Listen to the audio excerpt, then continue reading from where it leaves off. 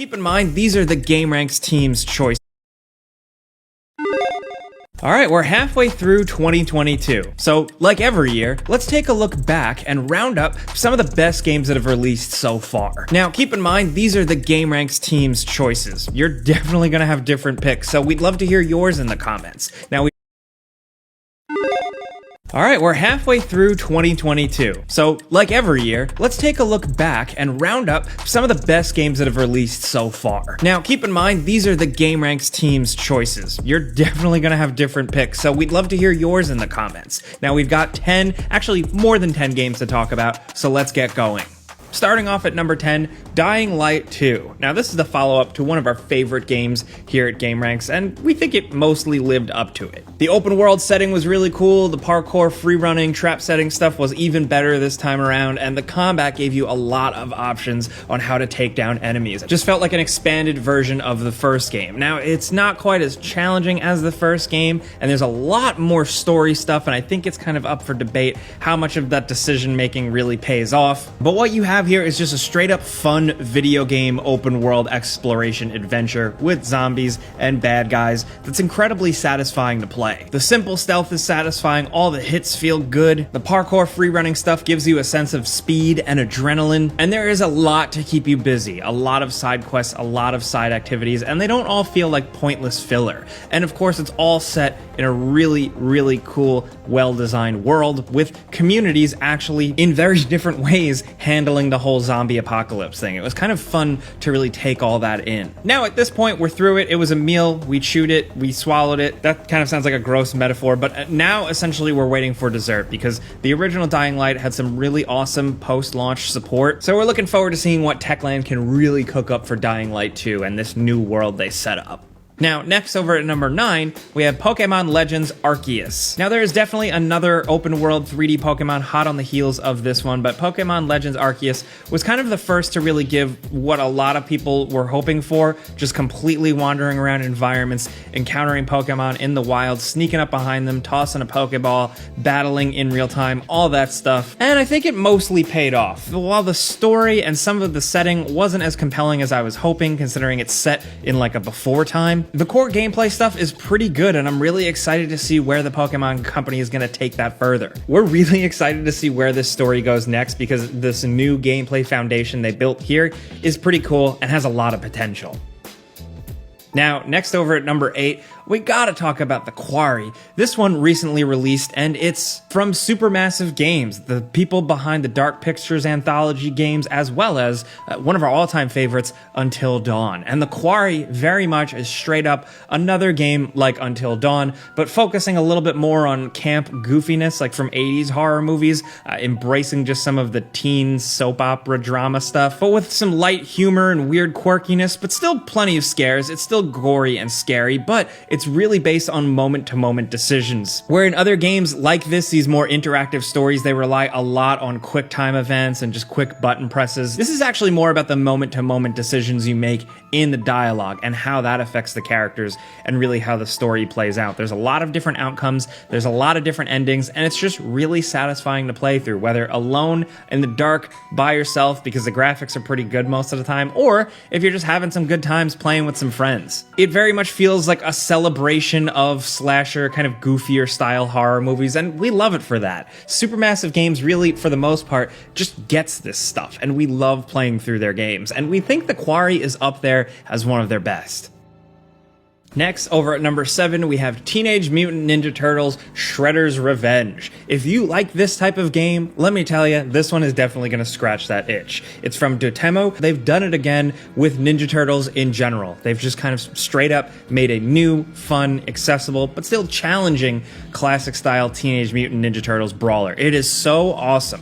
From the music to the static cutscenes, the soundtrack, the animations of the characters, the little voice lines, all of it is filled with some fun old school gameplay charm. And while some people can't go back to this retro style of play, the people that do, like us here, there was a lot to love here. It's a short playthrough, it's nothing crazy, but there's a story mode and an arcade mode and multiple difficulties, and it is so much better with friends. It supports up to 6-player co-op, featuring the Turtles, Splinter, April, and Casey Jones, and if you love this stuff, definitely give it a try.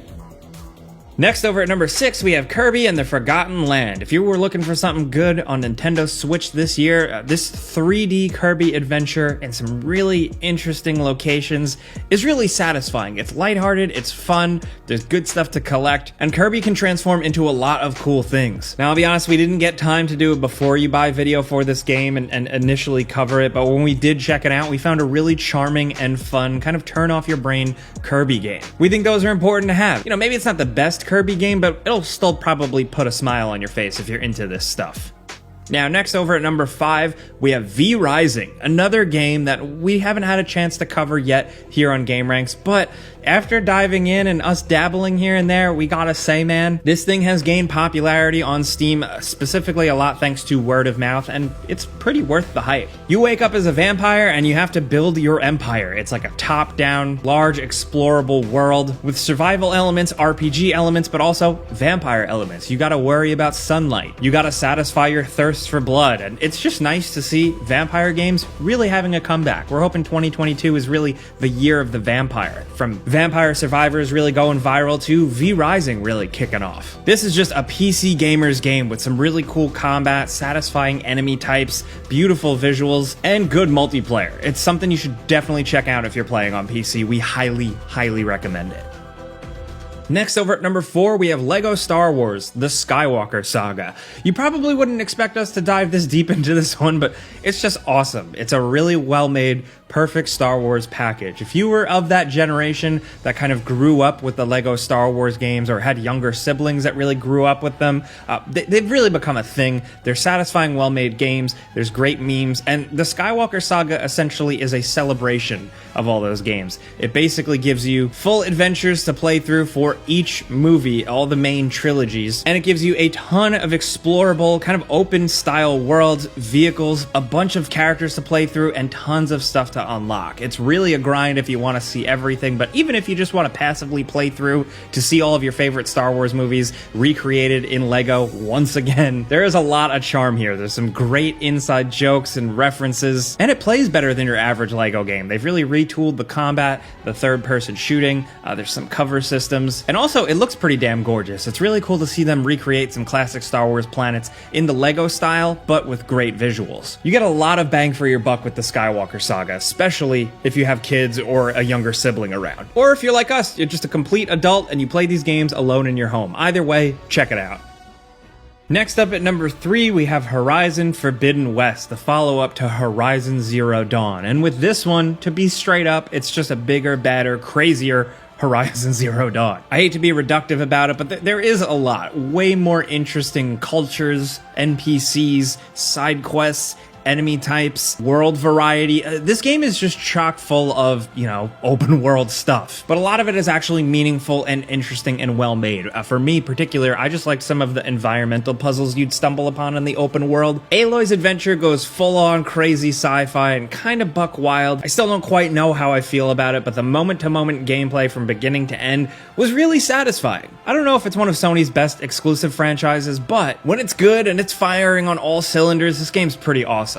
Also, it's crazy gorgeous. I mean, look at it. It is a sight to behold, from the environment, the level of detail, the way the characters look and emote. It is like a visual feast, but thankfully, it's got the gameplay chops to back it up.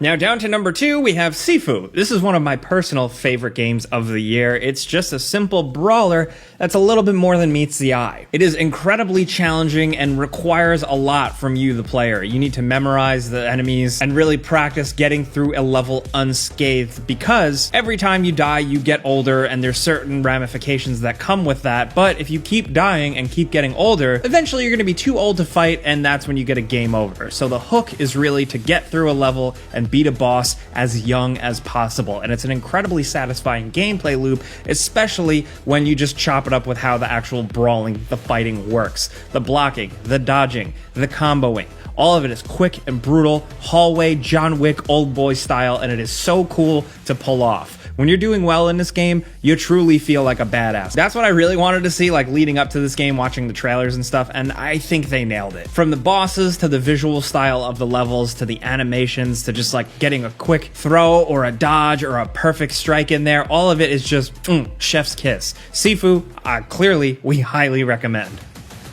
Now down to number 1, say it with me now. Yep, Elden Ring. I mean, this is like, of course, what did you expect? If you watch Game Ranks, you know we really love this game. We've made tons of videos on it. And Elden Ring straight up is pretty much at this point the biggest From Software game. Like, of course, because of sales numbers and hype and all that stuff, but also I've seen more people jump into Elden Ring than any other From Software game. This seems to be, for a lot of people, the gateway drug to From Software gameplay and their other games. It's really special, of course, for the From Software touch, you know, the challenging combat, the crazy over-the-top boss designs, but just really how filled this open world is with actual meaningful stuff to just stumble upon and discover. This game just consistently will blow you away for the entire length of time you're playing it. Just when you think you've seen it all, you find a whole new massive area, or a whole optional dungeon, or a side boss. The game, even when it's really challenging and when you hit a wall, still manages to be consistently satisfying, consistently rewarding, in a way we haven't seen with many other open world games. There's gonna be plenty of people that comment and say, it's overrated, it's overhyped, and that's fine, agree to disagree. We really, really like Elden Ring. And we're probably gonna be talking about it for years to come.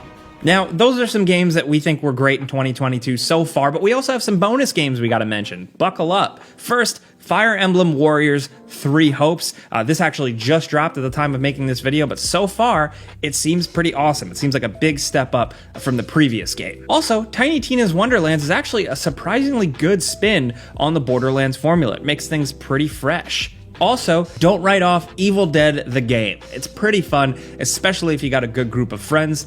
Also, not to mention, Cuphead and the Delicious Last Course DLC. It's quite a bit of content to jump into. We've been fiending for more Cuphead. Also, it's worth highlighting that God of War got a PC version this year, and that is an absolutely massive deal. From people playing it on PC, which is also just great, to the mods that people have made are just nuts. And also, the Stanley Parable Ultra Deluxe. This is technically a re-release of an older PC game, now on modern consoles, but with a ton of new content that is, let's just say, really worth experiencing. I don't want to spoil anything. But those are some great games that we have loved so far.